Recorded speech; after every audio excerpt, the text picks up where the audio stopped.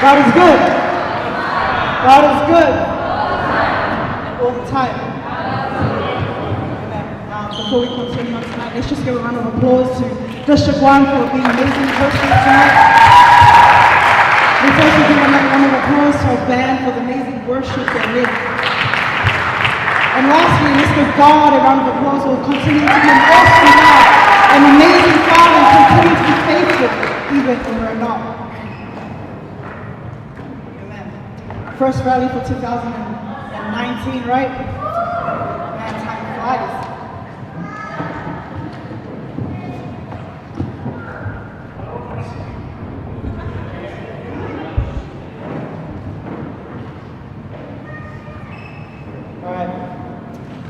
It's been an amazing night tonight. I hope you guys are ready to hear the word of God. I'm a little bit nervous, but hopefully we'll get into some kind of momentum. Come on, somebody, let's just give God a shout of praise tonight. You guys are really good. Last couple of Sundays ago, I preached at my church, and during my sermon, I said to them, come on guys, let's give God a shout of praise, and they all just stared at me. It was really awkward, but thank you guys for hollering back. If you have your Bibles with you, I'm not going to waste any time tonight. Please turn with me to our theme verse for the year, Exodus chapter 4, verse 10 to 11. Exodus chapter 4, verse 10 to 11.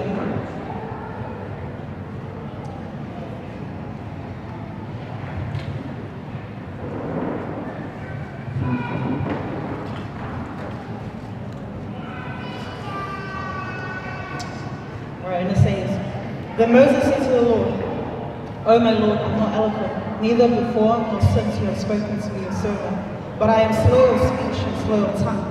So the Lord said to him, Who has made man's mouth? Or who makes the mute, the deaf, the seeing, or the blind? Have I not, the Lord? Let's just pray. Heavenly Father, we just thank you again for this beautiful night. Thank you for the opportunity that you've given us, Father, to come and to listen to your word.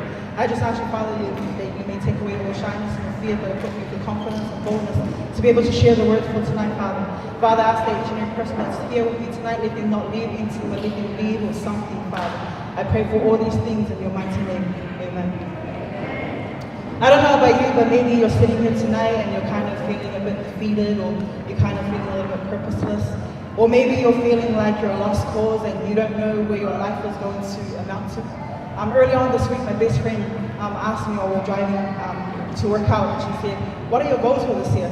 And I kind of just leaned back in my seat and I said to her, I really don't know.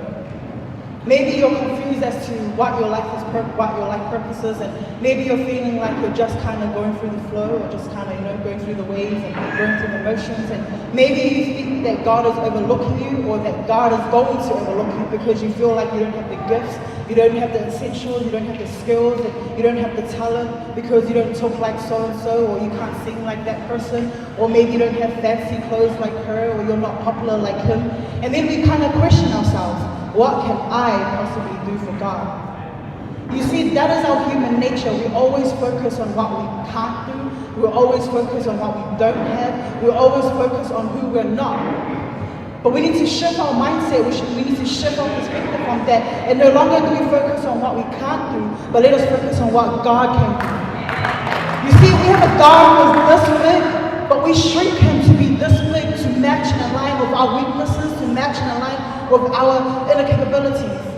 God ain't looking, he is not here looking for a superstar. He ain't here looking for a wealthy man, or for somebody who lives in a mansion or drives a flash car. He's just looking for ordinary people to do extraordinary things. The ordinary doing the extraordinary.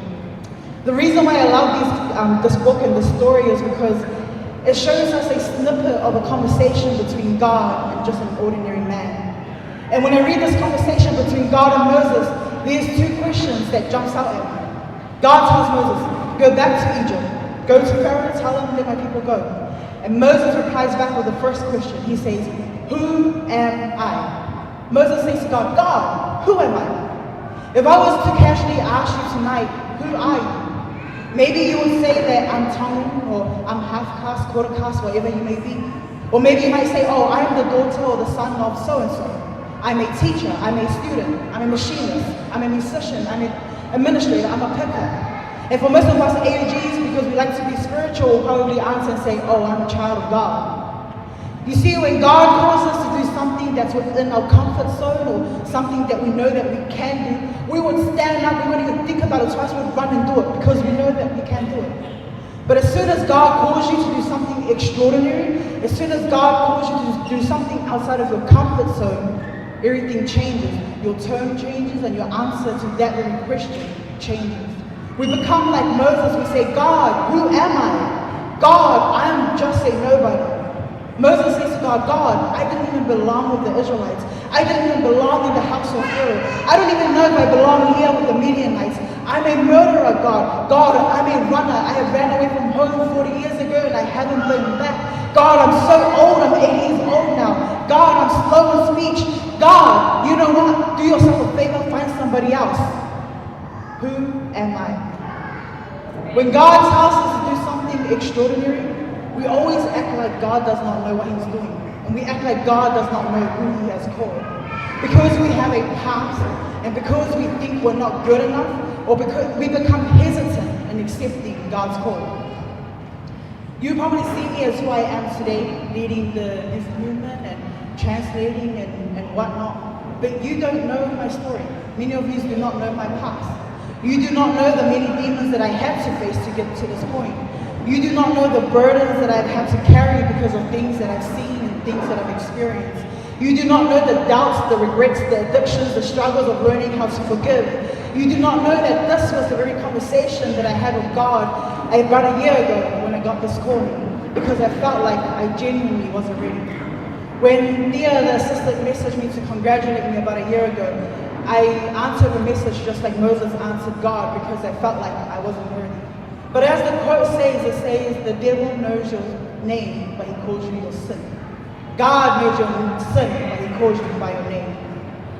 You know, I've used this example a couple of times with the youth group, but I think it's relevant to us tonight. Before a foot soldier steps out into the battlefield, he would come and he would handpick his arrows. Then he would sit down and with patience, he will begin to polish his arrows. He will pick it up in a line and make sure that it is straight. He would polish the head or the tip of the arrow to make sure that it is nice and smooth. He will file it down to make sure that there's no rough edges. And then when he thinks that it's perfect and it's fit enough for battle, he will then put it in his quiver. Let me tell you something. You do not need to be polished to come to God. You do not need to be polished in order for God to call you to do something extraordinary. The only thing that we need to do is to be able to surrender. Not surrender into just anybody's hands, but surrender into the Master's hands. You know, there's a lot of moments in the Bible, there's a lot of who am I moments in the Bible. When God will call somebody and then they'll reply back and say, who am I? But you know, God is a wise God and He's a smart God. He would never put an arrow in His quiver if He didn't think that arrow was going to do the job. Each arrow, regardless of its past, God puts in His quiver knowing that when He shoots that arrow, it's going to hit the target. Moses, the 80-year-old murderer, runner, stutterer, said to God, God, who am I? And God said, deliverer. Jeremiah, the youth, said to God, God, who am I? And God said, a prophet to nations. David, the shepherd, said to God, God, who am I? And God said, king over Israel. Gideon, from a poor family, the least of his siblings, said to God, God, who am I? And God said, a mighty warrior. And as I look out tonight, a lot of us has question marks hanging over our heads because we just don't know who we are. God has extraordinary things in store for you, but stop limiting God's ability to what you lack. This room here tonight is filled with pastors, prophets, leaders, teachers, missionaries, evangelists. In November last year, the Tongan AOG shot an arrow to Nepal. An ordinary group of people making an extraordinary move. We're just like the ordinary people, youth. But we're sitting in an extraordinary hands, waiting to make extraordinary moves. Moses kept making up all these excuses as to why he can't, and that's just like us sometimes. We're full of excuses. We're probably the masters of excuses. Polynesians are probably the worst and best at making excuses. God will tell you to go here and you say you have no picture. God will tell you to give and you say, you know, you don't have enough. God will tell you to talk and you'll say, no, they won't listen. We're full of excuses. But this conversation shows a loving God, and it shows a God that never missed. You see, even though Moses made one excuse, God came back and backed him up. Moses made a second excuse, God came back and backed him up. You see, if God places a calling on your life, He will continue to call you, and He will call you, and He will call you until you finally get it that you are called for that purpose.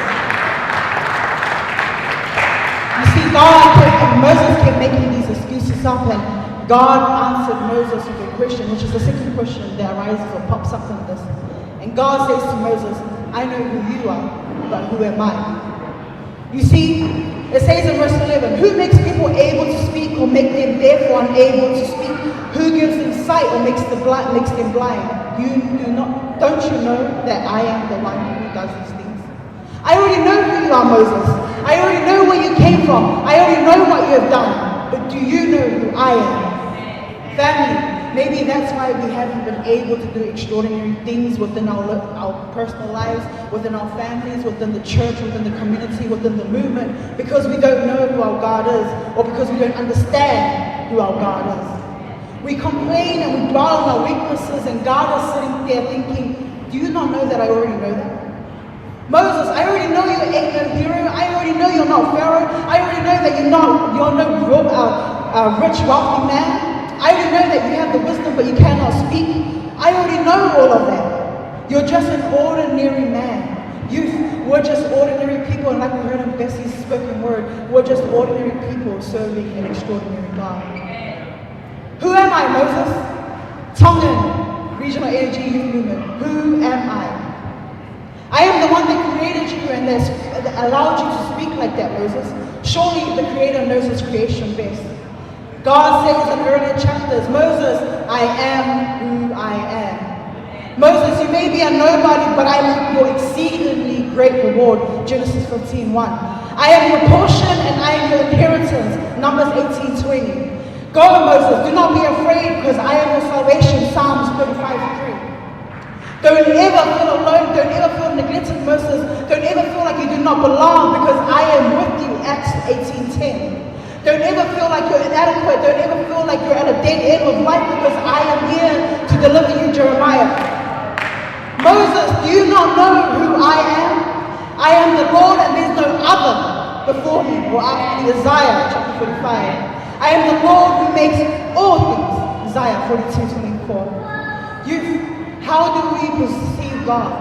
Is our perception of God aligned with our attitude towards God?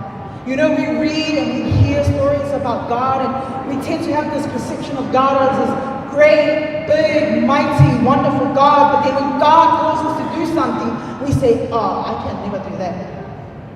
New Zealand Tongan AOG Youth Movement, God is saying, I already know who you are. I already know your story. I already know where you have come from, but I know where you're going. Do you know who I am? I am calling you. And I'm putting you in my quiver. And one day you'll be fit and ready enough for me to shoot to a target that has your name on it. There's nothing that God puts in plan or that God orders that He will never follow through with. God is all-knowing, so when God calls us to fulfill a purpose, He knows what He is doing. When God calls, He equips the call. You know, God is a wise God, He's a smart God. He has no plan B. So if He's called you to somewhere, if He's called you to do something, if He's called you to spoken a word, you're it. You're the only answer. You know, God looked down upon the Israelites when they were in slavery in Egypt, and He heard the groaning and the pain and the cry of His people. And He remembered His covenant with Abraham. And so He called Moses, just an ordinary bloke who was probably out shepherding the sheep, with a not so attractive past, to do something extraordinary for Him. Family, in such a cold, dark world, God is looking down, and He hears the cry of the oppressed. He hears the cry of the homelessness. He hears the cry of the fatherless. He hears the cries of the motherless. He hears the cries of the abused, the depressed, the suicidal. And maybe you're sitting here tonight thinking, but who am I? What can I do? I'm just an ordinary bloke. I'm just an ordinary girl. If God can use a murderer, if God can use a stutterer, if God can use a shepherd, a tax collector, a fisherman, a prosecutor, a drunk, sure as heck He can use you. You were called for such a time as this. Ordinary you, extraordinary God. Yes. I'm confident that this year is going to be an extraordinary year. And maybe for some of you, God has got you uncomfortable right now. Or maybe for some of you, God is going to get you uncomfortable. You see, when you sit in the master's hands and he begins to file his arrow, it's not going to be an easy journey. It's going to get hot. It's going to get heated. You're going to lose a lot of things. You might gain a lot of things. But at the end of the day, he wants the best for you. Yes. Just remember who God is, and who he is surpasses what you don't have. Who he is surpasses what you're not. The ordinary during the extraordinary. Thank you very much, and may God bless you. Please give a round of applause again for all you. I love that. I love our theme, the ordinary to the extraordinary. Can you guys just repeat after me? I am extraordinary. Say again. I am extraordinary. One more time. I am extraordinary. Awesome. You are. Believe that. You are extraordinary. Just like what that video said, God is ready, but are you ready? Are you ready to be used by him? You know, as Siosi was preaching, it reminded me of that verse. God does not call the prepared. He prepares the call. Let me say that again. He doesn't call the prepared. He prepares the call. Amen. You know, God will only pick someone who says, I'm ready, send me. And today I want to ask you that question. Are you ready? What can you give God that you cannot give anyone else? What can you give him? Amen. And just before we end off the night, I believe some hearts just need some resurrecting in their life, or a revelation, a redirection. So we have people here at the front who are willing to pray for you. You know, if you want to be saved, I welcome you to the front. If you just want to redirect your life to Lord again, I welcome you to the front. Or if you just want to strengthen your heart, strengthen your mind, to be focused in Him, I welcome you to the front. So as the band and the choir get ready, I ask all of you guys to stand up to your feet, and you really feel that hunger of God, really wanting to take hold of your life. I welcome you to the front. As I said, there are leaders and the team to come and pray for you. And remember, He doesn't call the prepared, He prepares the call.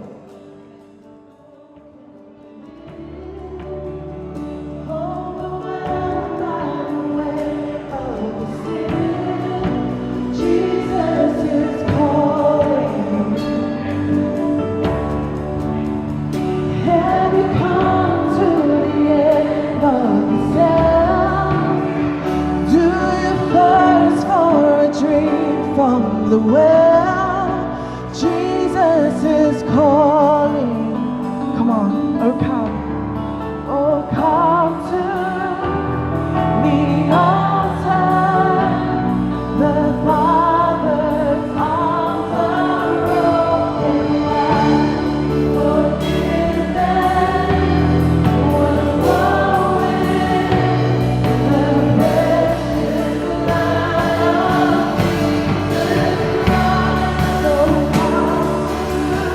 Jesus.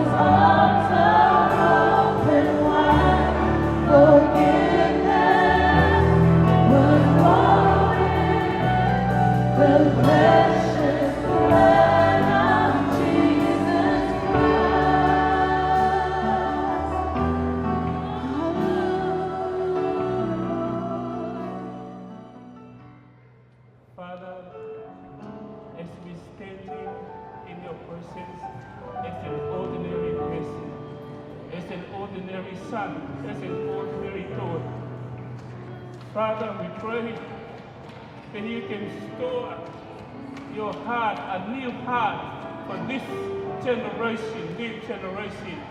Lord, we pray that you will store a new spirit in this generation. God, we pray that you are an extra.